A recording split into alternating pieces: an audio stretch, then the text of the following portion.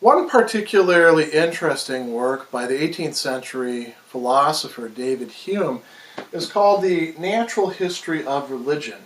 And I think in many respects this provides a great companion piece to the more often read and taught dialogues concerning natural religion. Because in both of them you see Hume making characteristically Humean and Enlightenment arguments about the nature of religion.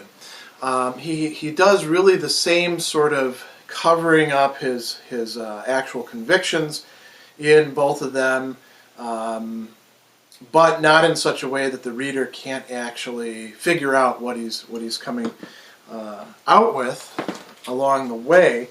And in this one, he starts out, and I think it's very useful to, before we look at the stuff that's on the board, to look at the introduction and look at the very conclusion of the work.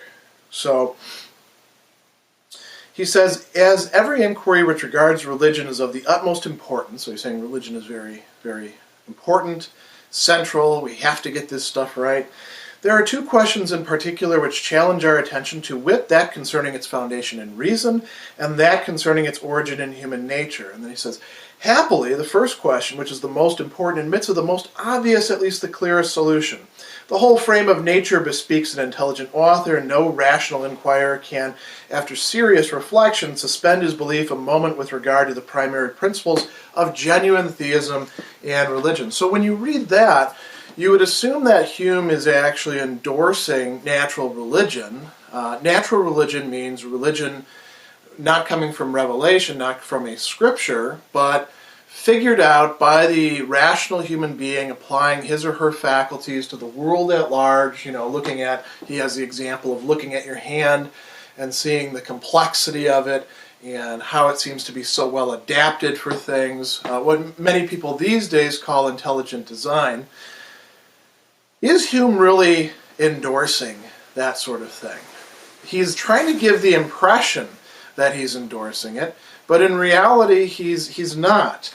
And this shines through at many points. One of the typical Humean strategies in argument is actually to knock down everybody, to set up different positions against each other, set up a dilemma or a trilemma, and say, none of these positions are actually satisfactory, so we're going to have to be skeptical about all of them. In the very end of this work, where he's carrying out an inquiry, the conclusion is much more pessimistic than the beginning point. He says, the whole is a riddle, an enigma, and an inexplicable mystery. Doubt, uncertainty, suspense of judgment appear the only result of our most accuracy scrutiny concerning this subject, but such is the frailty of human reason and such the irresistible contagion of opinion that even this deliberate doubt could scarcely be upheld did we not enlarge our view, and opposing one species of superstition to another set them a-quarreling, while we ourselves, during their fury and contention, happily make our escape into the calm, though obscure, regions of philosophy. So what he's doing there is he's very explicitly endorsing a skeptic viewpoint, going so far as to invoke the classic skeptic suspension of judgment and the contraposition of arguments against each other, not in order to find out what the truth is, not in order to endorse one or the other, but to let them fight against each other so that you can make your escape. So what's going on in this work? Where is Hume going to fall? You'll see that as we go through a lot of his contentions and arguments. Before we do that, I think it's important to talk about this term natural history, what Hume is thinking about in terms of religion, and what else he's interested in. What is he actually driving at in relation to religion? So let's start with natural history. Now, this was a term that was in vogue quite a bit in Hume's time. We don't use it much anymore. And a lot of Enlightenment figures wanted to develop, to publish, to produce natural histories of different phenomena. And when it was successful, we tend to associate this with people like the great botanical and biological classifiers. But this was also applied quite often to human history as well, to human institutions, to nations, to customs, things like that. So what makes something a natural history? It's a type of inquiry that is trying to ferret out the causes and effects of things. You want to figure out what actually brought this to pass, and you want to figure out what comes from it. You want to figure out, with respect to religion, how does religion arise, and then what are the effects of religion in its various modalities. It's going to consist in some degree of narrative, and I should actually put there not just narrative, but some sort of discussion of development. And that is what Hume tries to supply in this, not particularly successfully, in part because he's not making arguments that are sort of ironclad. He's actually acting fairly polemical in this. And he's also not drawing on premises that are unquestionable or that we have good reason to believe in many cases. And that's a bit where Hume is going off and doing his own thing and calling it natural history. Because when you're doing natural history, it's supposed to be oriented by empirical observations, data. And you're trying to get as much of that as possible and then sort of consolidate that in a kind of summary or report form that's getting at the real essences of what you're observing. Now, Hume, his approach, if you read through this text, is much more to make references to texts. It's kind of funny because he's doing exactly the sort of thing that in other works he will, and many other modern philosophers will accuse the scholastic philosophers of doing, which is to focus on hearsay coming from other people's texts rather than attending to the things themselves with direct observation. But now, be that as it may, Hume is trying to draw upon, as some critics have pointed out, a sort of common stock of literary allusions that the educated person of his time would be presumed to be conversant with. Maybe not totally familiar with, but at least know where to go in those texts, probably have read those texts at least once. So, he's going to mention Cicero and Tacitus and Diodorus and all sorts of other people as well. Another thing that's important in natural histories is the process of ordering and classifying, trying to distinguish things apart from each other, not only in terms of causes and effects, but in terms of what they really are.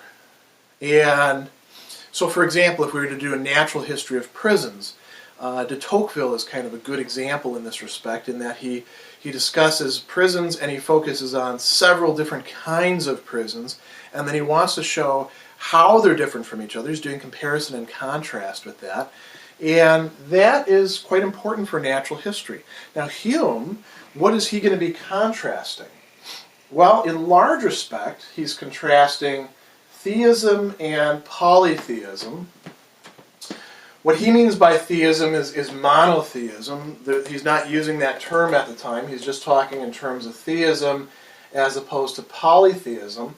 Another sort of dimension to this that is taking place through contrast, that's not sort of familiar in this, that's not placed in this list, is between sort of the commonsensical or vulgar conceptions of, say, monotheism or polytheism, and then the rational, elite, argued for, systematically worked out versions as well. And Hume thinks that there's a big difference between, say, being a monotheist on the grounds that, well, my pappy was that, and his pappy before him was that, or, well, everybody in my society is this way, or, look, this book says so, and actually reasoning your way to it by arguments that you can provide to another person and subject to their scrutiny. He thinks there's a major difference between that. He does talk about atheism, He doesn't talk about it as a religious stance per se, but what's really interesting is that polytheism, in many respects, winds up falling into a kind of atheism. Hume would be against the sort of popular argument that gets made by atheist polemicists and apologists engaging in discussion with largely Christian theists who say, I just have one less God than you, who want to say that polytheists have a whole bunch of gods, monotheists just reduce it to one, so instead of Zeus, Hera, Athena, they just have Zeus, let's say, right? And then the atheists just take Zeus out of the picture. Hume sees these as distinctively different stands, and we'll see why in a minute. Interestingly, Hume gets brought in by a lot of atheists to support their side, but it's kind of a double-edged sword bringing in Hume, because there's a lot of contentions and assumptions that they make that Hume would not go along with and actually argues against. Now, what else is up for discussion here? Well, we mentioned reason in human nature. Hume is very interested in whether reason is playing a role in these religious things, or, I should actually put up here another element as well. If not reason, then what is it? Well, it's going to be what he calls the passions. We would call them emotions now, or feelings, or moods. We have a whole bunch of things a lot of words that we use for them. If we're not judging these things on the basis of reason, then we're probably judging them on the basis of passion, and habit would come into that. That's a big issue for Hume. Habit is sort of the grand ruler of human beings, plays a major role in human nature. Hume presumes that human nature is something that we can generalize about on the basis of empirical observation, and that human nature is basically more or less the same across time and space. That we can have what we call moral certainty about human nature.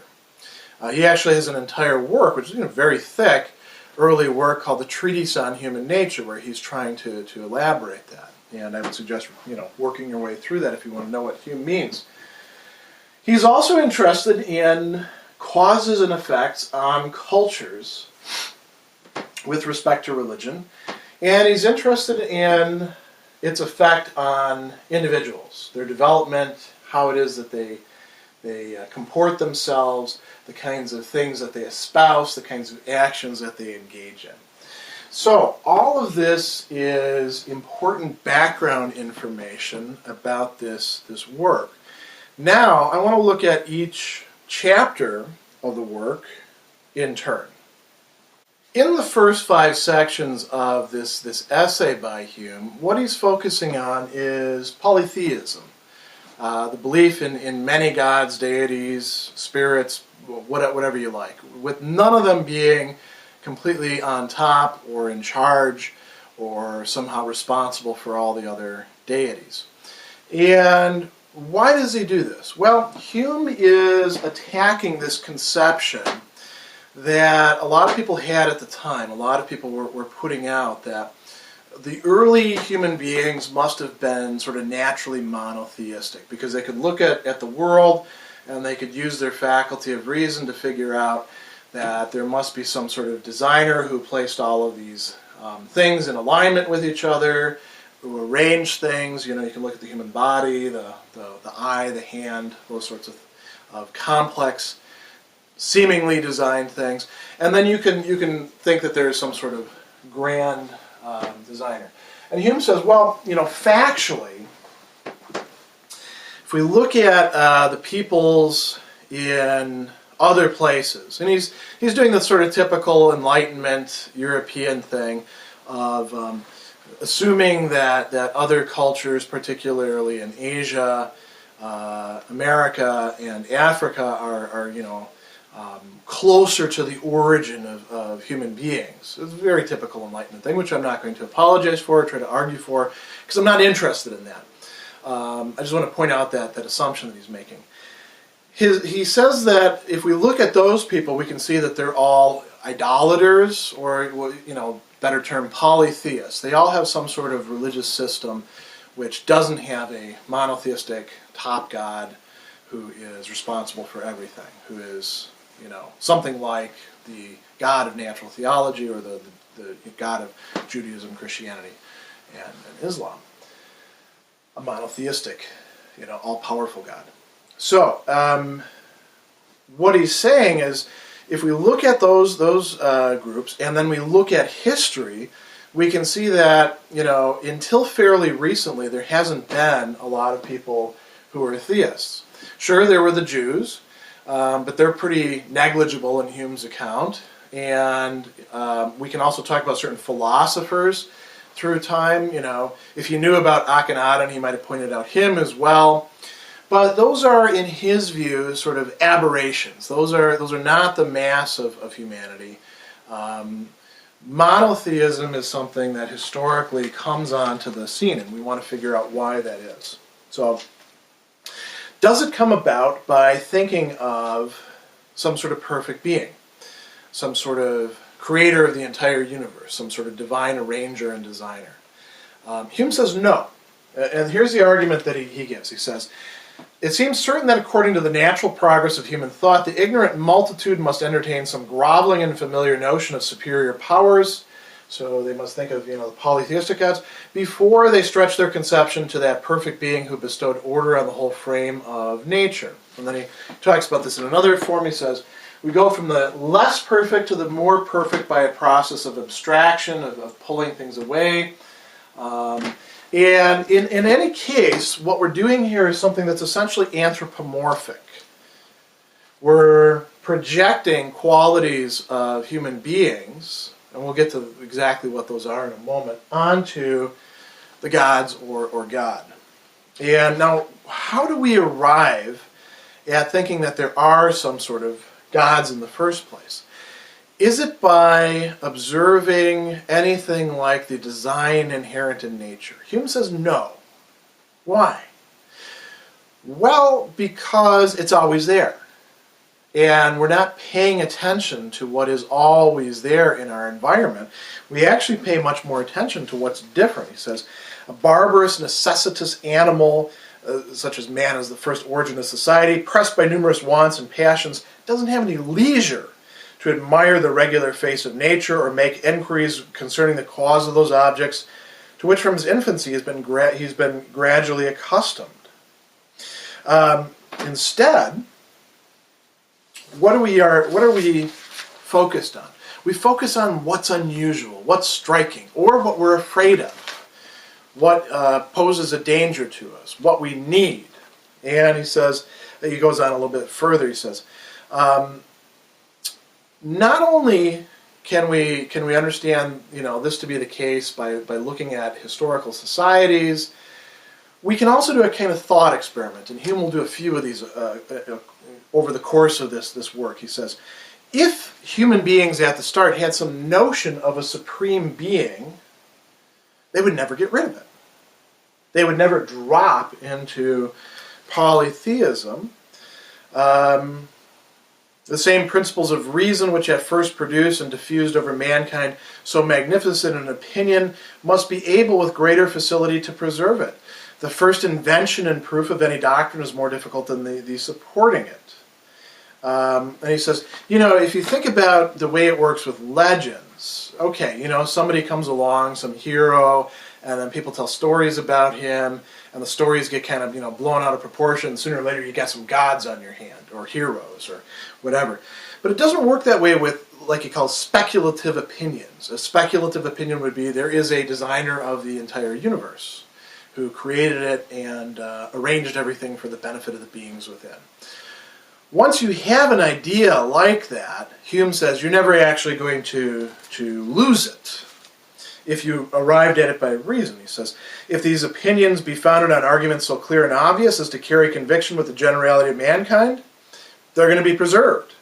If the arguments are more abstruse and more remote from vulgar apprehension, the opinions will always be confined to a few persons, like the philosophers.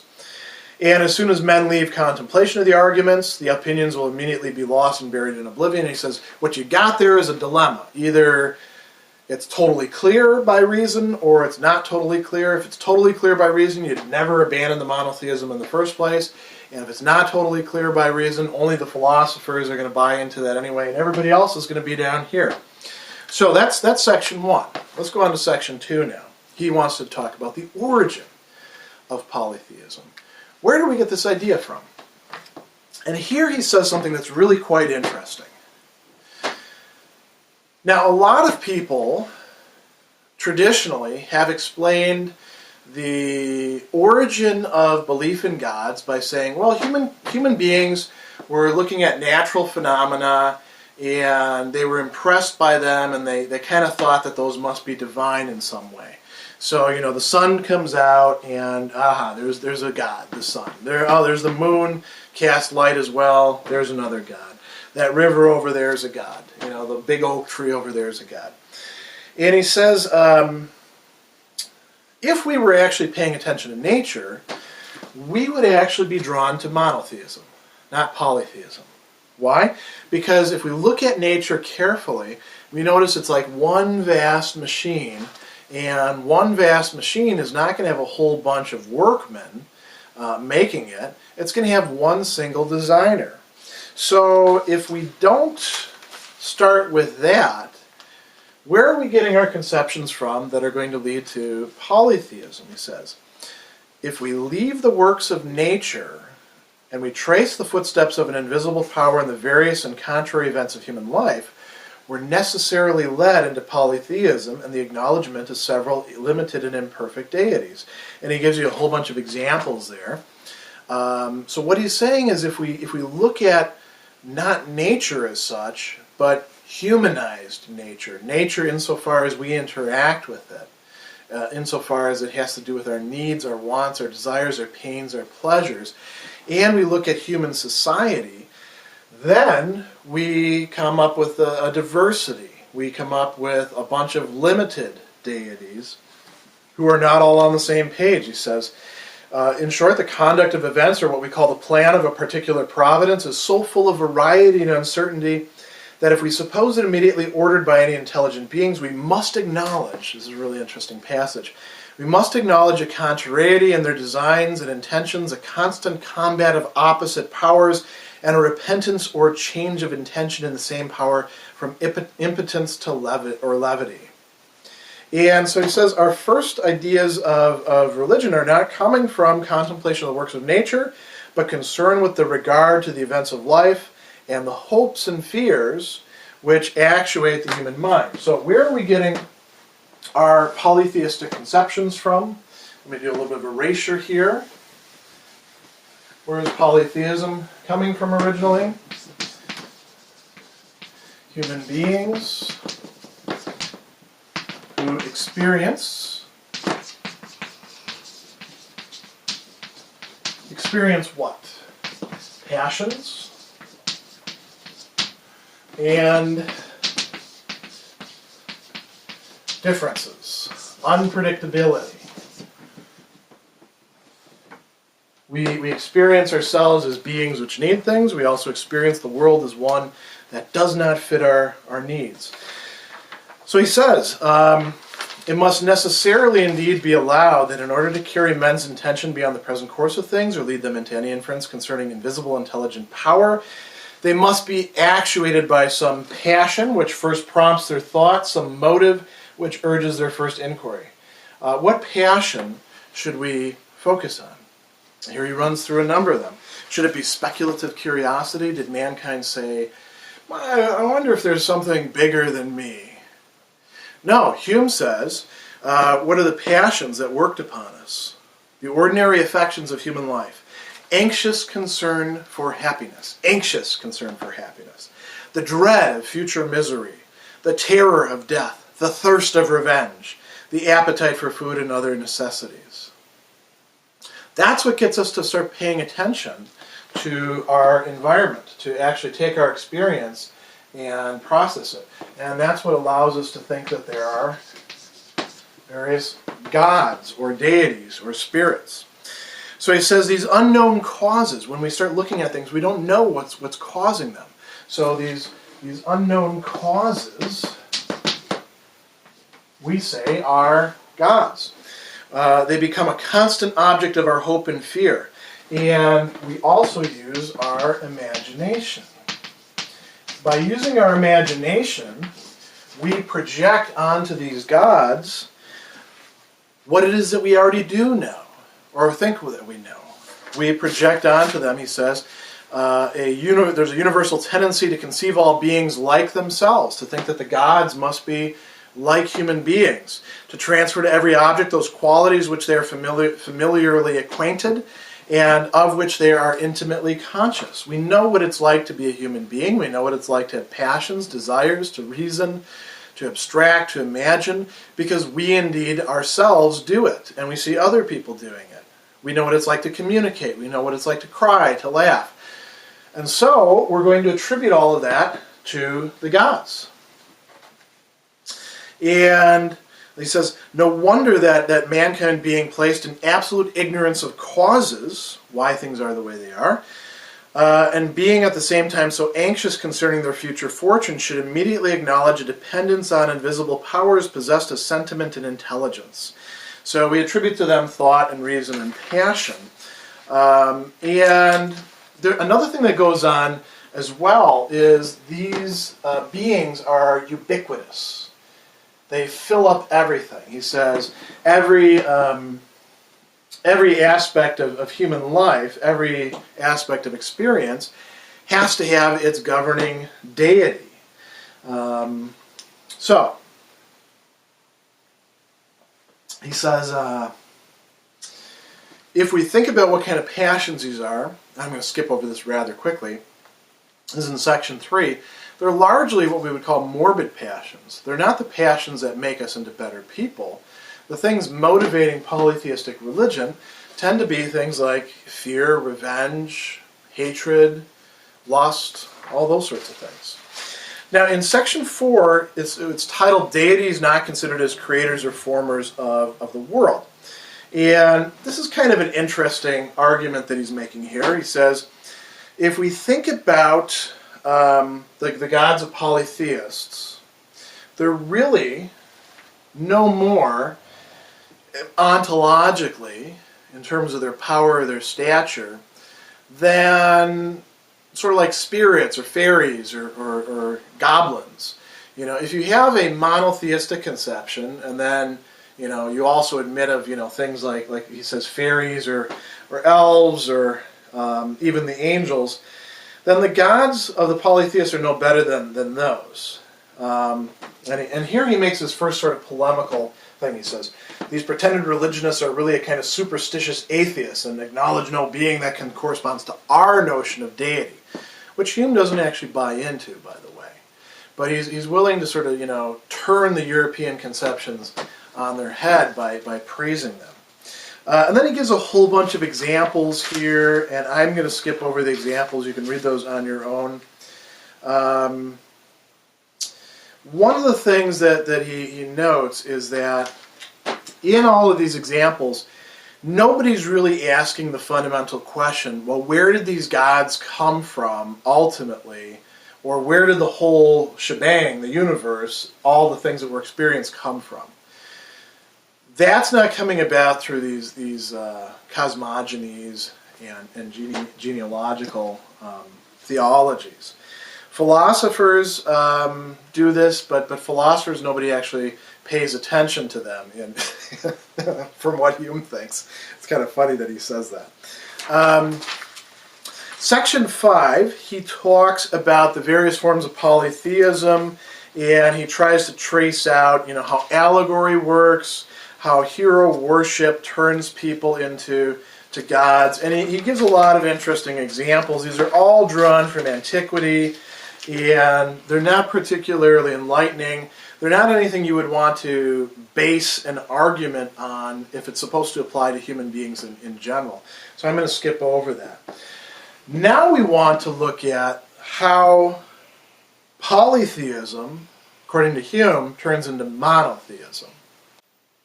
In sections 6 through 8, we're going to look at the relationship between polytheism and monotheism, not so much comparatively, which he's going to do later, but in terms of an origin that Hume thinks takes place. Polytheism turns into theism, and then in section 8, he talks about a flux back and forth between these. What he's concerned to talk about here is not the philosophers, but the vast mass of ordinary people, including people who are intellectuals but are not philosophically inclined, people who are rulers, people who are involved in administration, and various other activities. So, if you accept Hume's contention that originally everyone was a polytheist, how did they end up becoming theists? One possibility would be that they thought about it and they figured out, yeah, there must this polytheism thing. There's internal contradictions here. Theism must be the thing to accept. So he says, maybe you think that it owes its success to the prevalent force of those invincible reasons on which it's undoubtedly founded. So things like what we call natural theology. Arguments not only for God's existence, but about the nature of God. That God must be, for example, omnipotent, perfect, all good, without human passions, all those sorts of things that people talk about. That motivates philosophers, but that's not what the ordinary person is thinking about. He says, or in fact the religious person, he says, if you acquaint yourself with the ignorance and stupidity of the people and their incurable prejudices in favor of their particular superstitions, you'll find that that's not plausible. Most people are not arriving at theism through argument. He says, even at this day and in Europe, if we ask any of the vulgar why he believes in an omnipotent creator of the world, he'll never mention the beauty of final causes, that is, give an argument for God's existence or nature based on causality, based on design. Instead, what he'll do, he talks about here, is mention, some sort of origin story about how, his so-and-so got sick, and Hume doesn't talk about this, but we could talk about other people just appealing to their conversion narratives, if they don't have an element of rational argument to them, or to Scripture, saying, well, it says so here, or everybody in my group fits into this. Hume thinks that that's more what people are motivated by. So he says, we can conclude that since the vulgar in nations which may have embraced the doctrine of theism still build it on irrational and superstitious principles, they're never led to that opinion by any process of argument, but by a certain train of thinking. So there is still some thinking going on, but it's ultimately irrational. So it's not rational argumentation that's leading us to theism. It's some sort of irrational process of thought. So what would that include? One of the things that Hume highlights, and this is quite interesting as a supposition, he talks about how praise works. Now, praise is something that you do find in religion. Hymns are quite often, and you find them throughout religions, hymns of praise.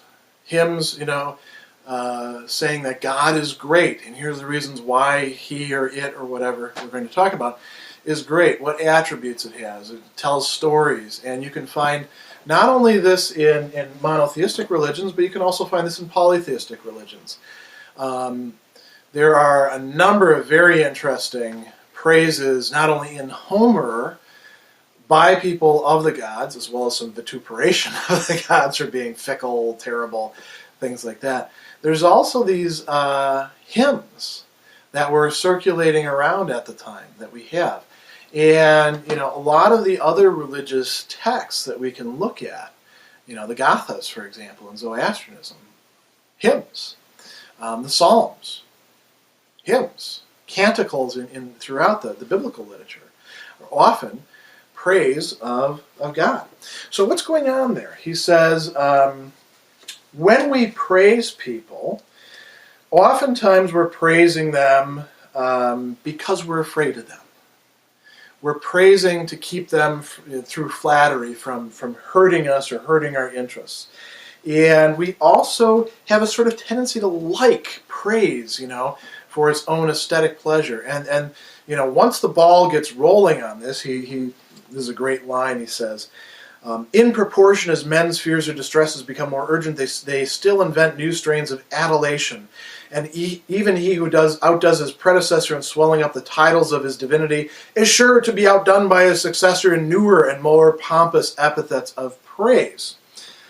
Thus they proceed till they at last arrive at infinity itself. And so, by the process of praise in culture over generations, the notion of God becomes higher and higher and higher.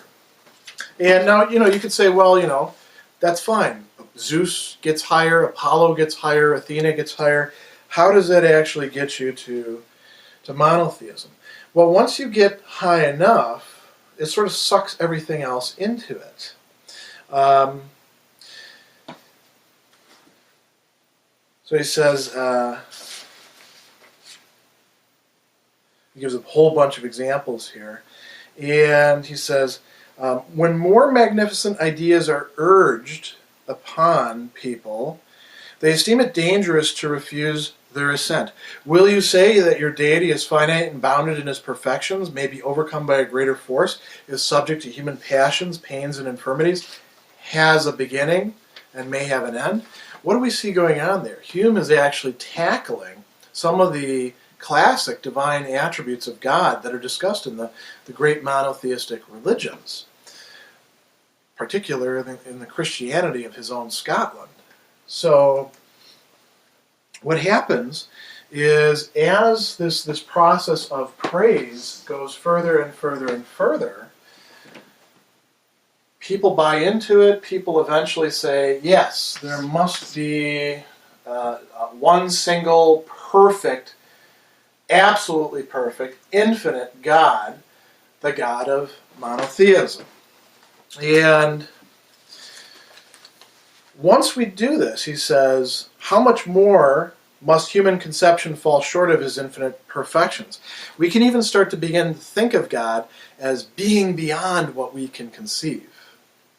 So that's an interesting idea. This is giving us an origin of monotheism according to Hume's sort of narrative. Now then he talks about the flux and reflux of polytheism and theism in section 8. He says, it's remarkable that the principles of religion have kind of a flux and reflux in the human mind, that men have a natural tendency to rise from idolatry to theism and then to sink again from theism into idolatry. Now, why should that happen? Remember, if our suppositions are actually based on processes of reasoning or argument or natural theology, which Hume is saying that's not what actually goes on, we would never fall away from that. If they are, however, based on irrational modes of thinking, on social processes, then these can fade. So how do we go from theism to polytheism? He says, by degrees, the active imagination of men, uneasy in the abstract conception of objects about which it is incessantly employed, begins to render them more particular. So we start out with, a one single does everything kind of deity, and then that's kind of hard to wrap your head around, particularly once we've stripped away all sorts of qualities and exalted that God to the very, actually above the heavens.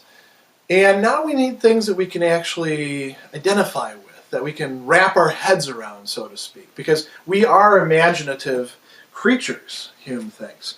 So what do? they clothe them in shapes more suitable to its natural comprehension. It represents them to be sensible, intelligent beings, like mankind, actuated by love and hatred, flexible by gifts and entreaties, by prayers and sacrifice. This is the origin, Hume says, of idolatry or polytheism. So we can go from monotheism back down to a kind of polytheism.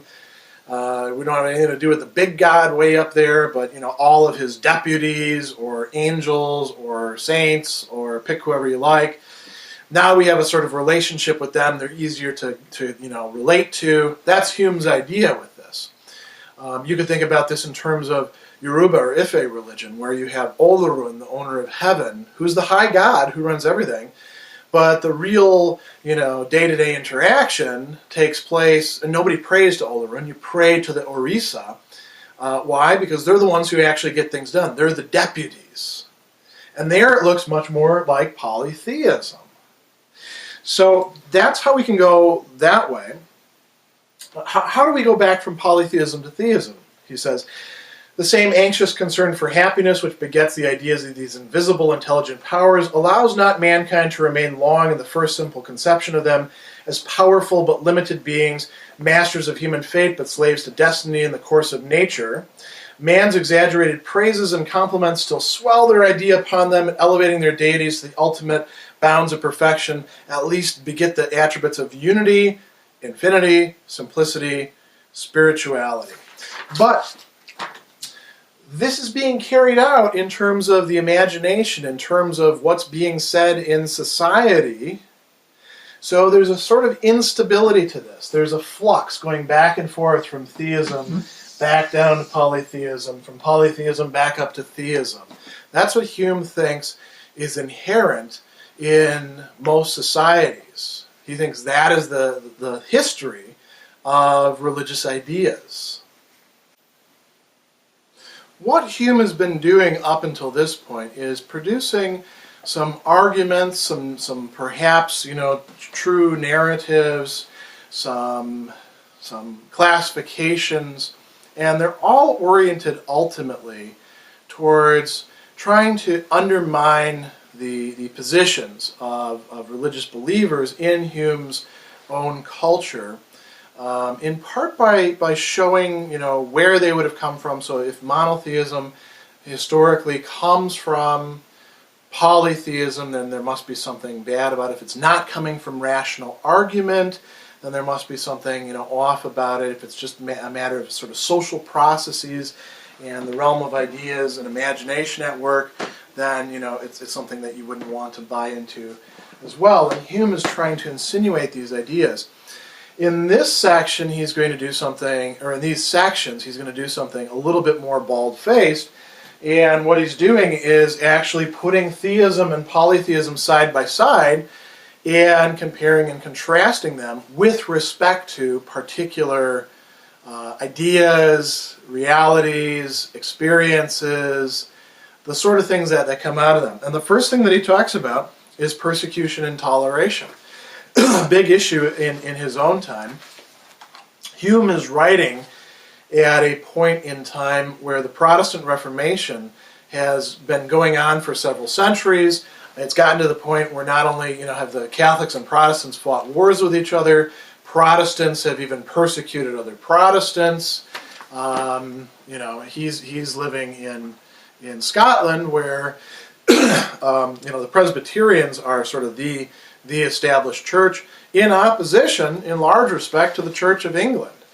And all around you've got other dissenters as well. So the question is, which of these is more tolerant? And for Hume, it's a really easy thing to answer. He says, idolatry is attended with this evident advantage, limiting the powers and functions of its deities. It naturally admits the gods of other sects and nations to a share of divinity. The thing that's bad about it is that any practice or opinion, however barbarous or corrupted, may be authorized by it. And so he gives a lot of historical examples of people who are polytheists being willing to sort of take on other people's religion. And he says, look at how tolerant they are. They're even willing to sacrifice in the Jewish temple. And the Jews, of course, they weren't for that sort of thing. And so then the Jews come out looking very, very intolerant. So by contrast to polytheism, he says, theism is opposite in both its advantages and disadvantages. It's clear about what it believes. There is one sole deity, the perfection of reason and goodness, and it should, if justly prosecuted, banish everything frivolous, unreasonable, or inhuman from religious worship and set before men the most illustrious example, as well as the most commanding motives of justice and benevolence. So what Hume is doing is saying, look, if theism is working right, it's going to give you this really great God, this great conception that now you can live up to. On the other hand, that's not usually the way it works. And he says its advantages are diminished by inconveniences which arise from the vices and prejudices of mankind. When one sole object of devotion is acknowledged, the worship of other deities is regarded as absurd and impious. So, to sort of skip to the main point with this, what we can say is that in Hume's view, theism is going to be sort of naturally intolerant. Polytheism is going to be tolerant. So far it looks like a win on the side of polytheism. With regard to courage or abasement, this is another big complaint that people made about sort of traditional pagan conceptions of a human being, in particular about masculinity, and Christian conceptions. So he says, when the deity is represented as infinitely superior to mankind, so, super high up, this belief is apt, when joined with superstitious terrors, to sink the human mind into the lowest state of submission, to enforce a kind of humility that the Hume thinks is not good. He says, to represent the monkish virtues of mortification, penance, humility, and passive suffering as the only qualities which are acceptable to him. On the other hand, where the gods are conceived to be only a little superior to mankind, and actually where you could become a god if you play your cards right, the way that some heroes and generals did, then we're, he says, more at our ease in our addresses to them, we may actually try to rival them and emulate them. So this promotes courage. This promotes humility. And humility is a bad thing for Hume. He thinks that Christianity, and he also faults Judaism and Islam for this, have really gone off into the wrong way of living by promoting the fear of God, essentially. So he says, the heroes in paganism, we can contrast them exactly to the saints in popery, which he means Catholicism, and the holy dervishes in Mohammedanism, in Islam. Right? In the place of Hercules and Theseus and Hector and Romulus, we now have Dominic, Francis, Anthony, and Benedict. And so by you're talking about Dominic and Francis and Benedict, he's actually targeting three of the largest and most important religious orders in the Catholic Church. The Benedictines, Saint Benedict, the Franciscans, and the Dominicans. So Hume is really like pulling out the big guns here, and he says, instead of the destruction of monsters, the subduing of tyrants in defense of our native country, which is what the Greek heroes are doing. What are these guys about? Whippings and fastings, cowardice and humility, abject submission, and slavish obedience. Now, this is complete polemic. Anybody who knows anything about the history of monasticism or the friars knows that quite often there were people who did that sort of thing, but these are aberrations and not the norm. All you have to do is actually spend some time with some Benedictines to realize they're not so much into lashing themselves. In any case, he's going to say, look, monotheism is just promoting this ascetic attitude. He's sort of prefiguring Nietzsche here, isn't he? This ascetic attitude, and it doesn't get anything done. It's kind of funny because he's targeting Islam and Catholic Christianity, And he doesn't talk about the Protestants at all. Max Weber is going to come, not too long after this and say Protestantism, particularly Calvinism, was very much about the world and industriousness. So it doesn't really fit into this thing. Did polytheism really promote courage in all of its adherents? That's a debatable point, but you get what Hume is talking about. Section 11, he talks about reason or absurdity. And he says, well, with polytheism, they'll believe just about anything. I mean, it can be pretty irrational. He says, the whole, we'll find some sort of, idea about just about anything being a god. But here's where he somewhat contradicts himself. He says, the whole mythological system is so natural that in the vast variety of planets and worlds contained in this universe, it seems more than probable that somewhere or other it's really carried into execution. Hume is actually engaging in some speculative fiction here at this point. Really interesting. He's talking about this conception of polytheism with having gods who are bigger than human beings, stronger than human beings, more powerful than them, actually running the show, but being at odds with each other. And he's saying, yeah, far off distant planets, that could actually be the case. He says the chief objection with regard to this planet is that it's not ascertained by any just reason or authority. We look at the world and we don't see that actually going on. So he says, where theism forms the fundamental principle of any popular religion, that tenet is so conformable to sound reason that philosophy is apt to incorporate itself with such a system of theology. So when you have monotheism as the main force within a culture, it does seem, to arrive at the same sort of thing that the philosophers are arriving at, right? One God has all these qualities, the designer of everything. But the problem is, according to Hume, that theology, once philosophy becomes allied to it, it's going to corrupt philosophy. And it's going to force the philosopher to believe all sorts of things that can't possibly be rational or certain or true as a condition of carrying out his or her work. So he says,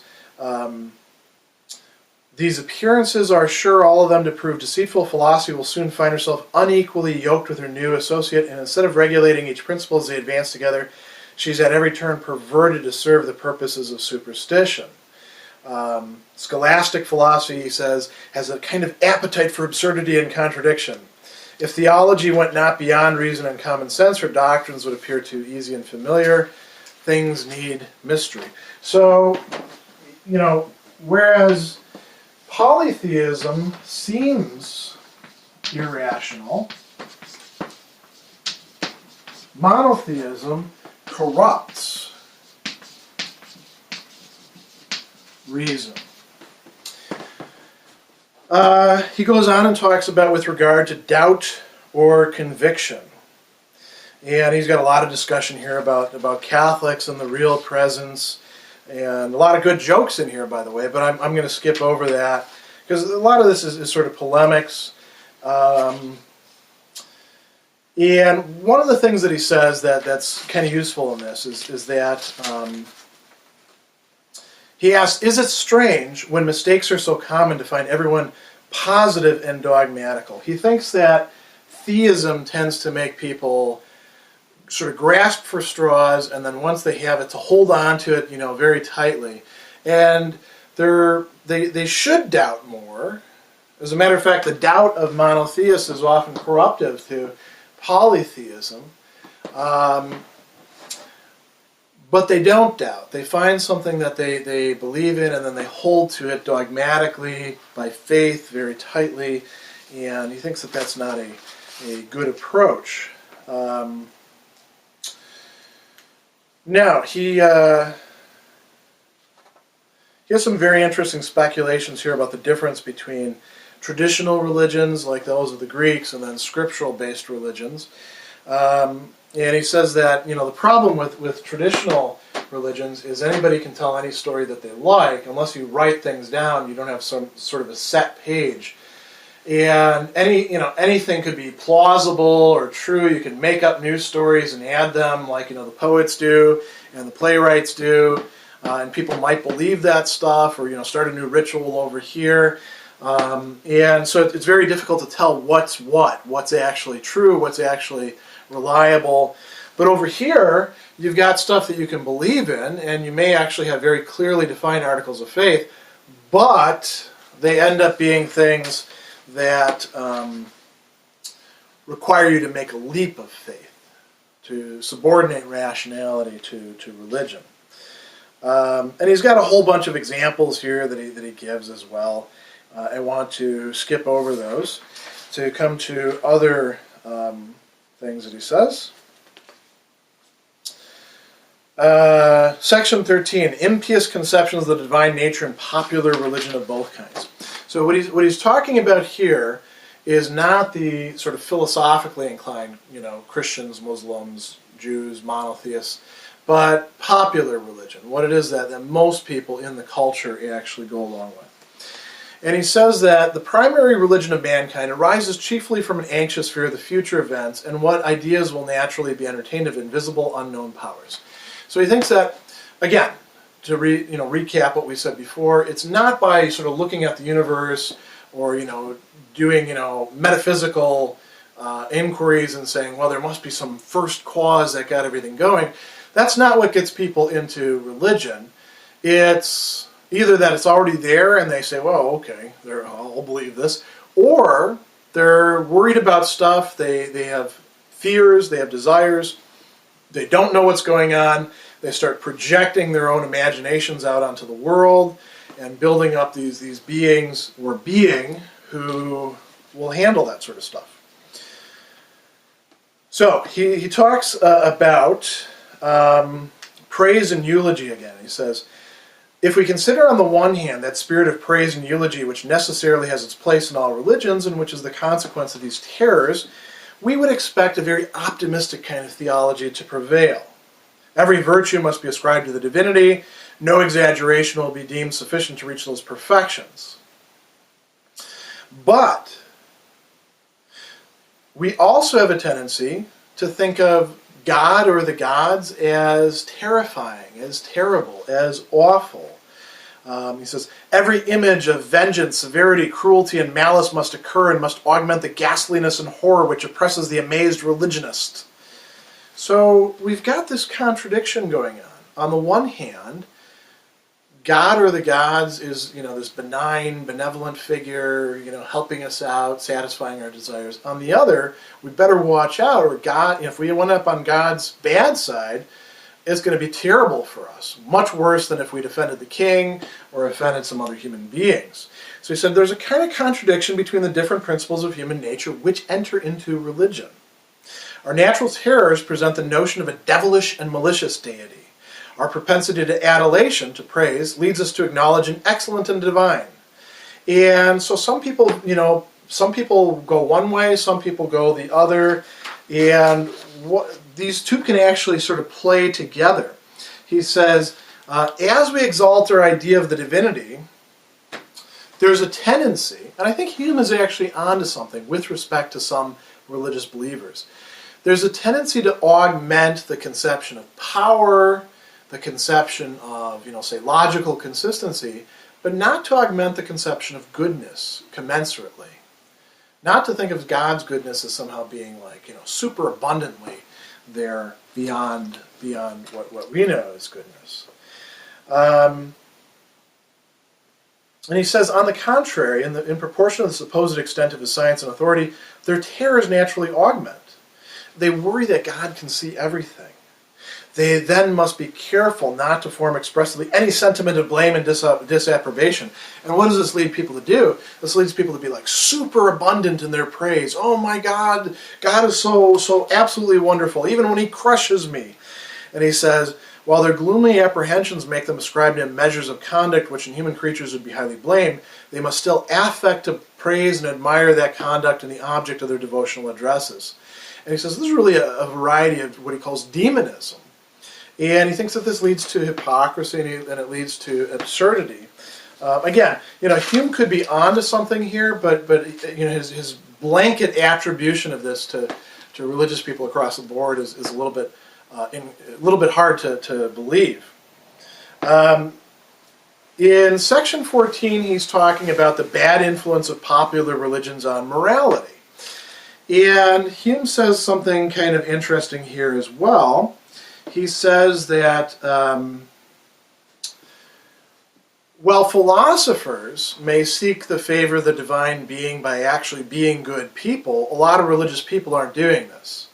As a matter of fact, they do all sorts of bad things, and they think that God is actually going to be happy about them doing this. He says, many of the votaries still seek the divine favor, not by virtue and good morals, but by frivolous observances, by intemperate zeal, by rapturous ecstasies, or the belief of mysterious and absurd opinions. So people are putting aside the moral and they are favoring all the other stuff that goes along with religion. And again, you could think, is this a caricature of religious believers? Does this apply to some religious believers? There are plenty of people that Hume could point to in his own time and culture who fit this bill. So he says, let's do another thought experiment. Let's imagine that a popular religion were found in which it was expressly declared that nothing but morality could gain the divine favor. So the only way that you can be good with God is actually doing the right things. So, I mean, we could say, well, that's actually what the Gospels are about, or a lot of the letters, or that's what I want justice and mercy rather than sacrifice. We could say there's plenty of this in religious texts, but perhaps people aren't acting this way. So let's say this is enacted across the board. Let's say God actually says from on high, I don't want you to do anything for me other than be good people, be good to each other, be good to yourselves. How would that play out? So he says, we imagine that there'd be an order of priests instituted to inculcate this opinion. So they're preaching sermons all the time about this. He says, so inveterate are the people's prejudices that for want of some other superstition, they would make the very attendance on these sermons the essentials of religion rather than place them in virtue and good morals. So basically, God, himself says, I want you to be good to everybody. That's all I care about. And the priests are preaching this every time, and there'd be somebody, probably actually a whole bunch of people who'd say, yeah, not going to be good to anybody, but I am going to show up to church and listen to these sermons. So Hume says, that's a consequence of this thought experiment. Now he draws some pretty, stark conclusions from this. And he also says, everybody should know that they're supposed to act well towards other people. No man is so stupid as, judging by his natural reason, he would not esteem virtue and honesty the most valuable qualities which any person could possess. Why not ascribe the same sentiment to the deity? And he rules out a bunch of possible objections. Some people would say it's the practice of morality is more difficult than that of superstition. Hume says, no, actually it's a lot easier to be good than to do all these rituals and buy into all this stuff and kneel and get up at the right time and all that sort of thing. So, what does he have for the solution here? He says, really, what the superstitious person wants is some sort of sense of control, of being in right with God and avoiding moral things. He wants something that's distinctively religious and devoid of moral connections. He says the more purely religious something seems, or the more estranged from any other consideration like morality something is, the more purely religious it seems to that person. So, let's finish up now. The general corollary is section 15, and he says, though the stupidity of men, barbarous and uninstructed, be so great that they may not see a sovereign author in the more obvious works of nature, once you actually suggest this to people, the philosophical conception of God as the designer, they can understand this. Now, this is actually a conception that Hume is attacking in plenty of other places as well. So you wonder what he's actually doing here. But the further we go on with this, the the more that we find him sort of tearing away at the plausibility, in his view, of religion. So he says, as the good, the great, the sublime, the ravishing are found eminently in the genuine principles of theism, it may be expected from the analogy of all nature that the base, the absurd, the mean, the terrifying will be equally discovered in religious fictions and chimeras. So when monotheism goes bad, it becomes terrible. Polytheism, for all the things that Hume has praised it for, is also seen as not as good as pure monotheism. He says, he actually gives an argument about God's existence here, an argument from common consent. The universal propensity to believe in invisible intelligent power, if not an original instinct, being at least a general attendant of human nature, may be considered a kind of mark or stamp which the divine workman has set on his work. Now, this might make you think that Hume is actually a theist. But as it turns out, he's not. What's going on here? I'm going to read that last set of lines again. The whole is a riddle, an enigma, an inexplicable mystery. Doubt, uncertainty, suspense of judgment appear the only result of our most accurate scrutiny concerning this subject. Hume is endorsing and sort of exemplifying through what he's done here a kind of skepticism. He's not for polytheism. He's not for monotheism.